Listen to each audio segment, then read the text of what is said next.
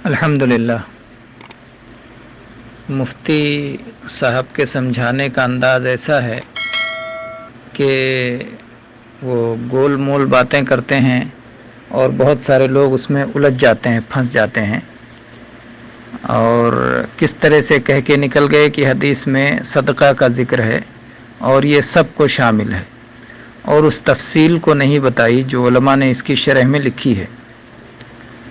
उलमा ने सारी अहादीस को जमा करके, वैसे तो कहते हैं कि हम फ़िक़्ह की पैरवी इसलिए करते हैं कि फ़ुक़हा ने सारी अहादीस को, सारी आयात को जमा करके उसका निचोड़ निकाल करके हमको बता दिया है।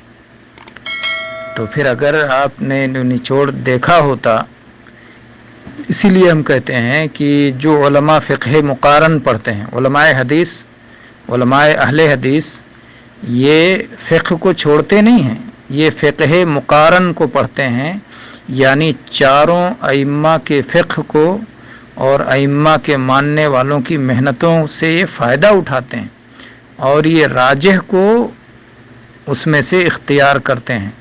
तो इनकी फ़जीलत ये है कि ये तीन को छोड़ के एक पर नहीं रुकते, बल्कि ये सबसे फ़ायदा उठाते हैं और कहते हैं कि चारों अइम्मा और चारों मज़ाहिब में जो मेहनतें हुई हैं सब काबिल क़द्र हैं और सब से फ़ायदा उठाना चाहिए, लेकिन फ़िरक़ा बंदी नहीं करनी चाहिए। हमें इत्तिबा रसूलुल्लाह सल्लल्लाहु अलैहि वसल्लम की करनी चाहिए और उस दलील की जो हक़ से सबसे ज़्यादा करीब हो।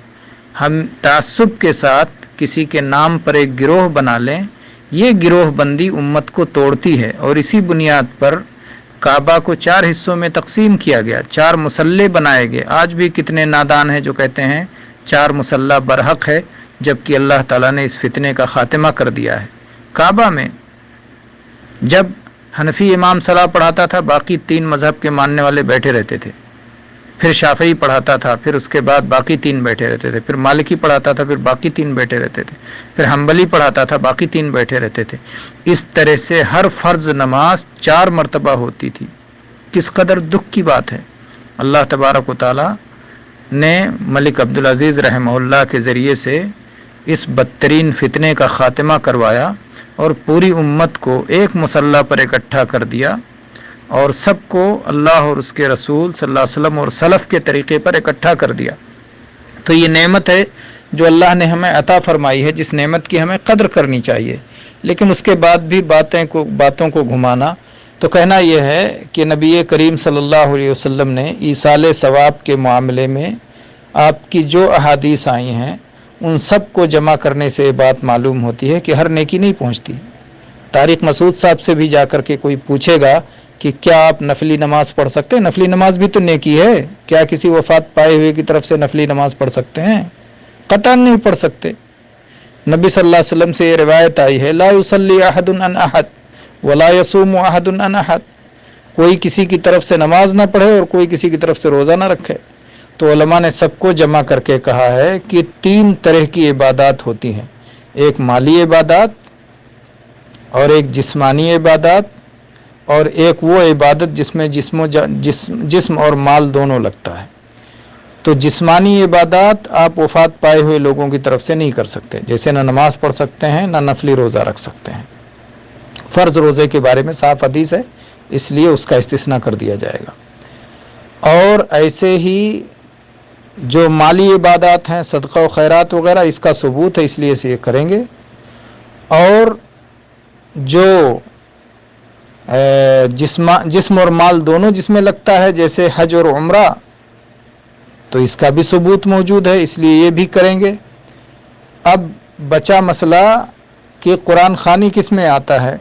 कुरान ख़ानी आता है, कुरान ख़ानी ये जिस्मानी इबादत में आता है। आप आदमी अपने जिस्म से तिलावत करता है, इसलिए कुरान ख़ानी ये नहीं कर सकते। और फिर जो उन्होंने ये तफसील की है कि सहाबा से इसलिए साबित नहीं क्योंकि ये नीयत का मामला है, तो इसमें ये जानना चाहिए कि अल्लाह का दीन महफूज है।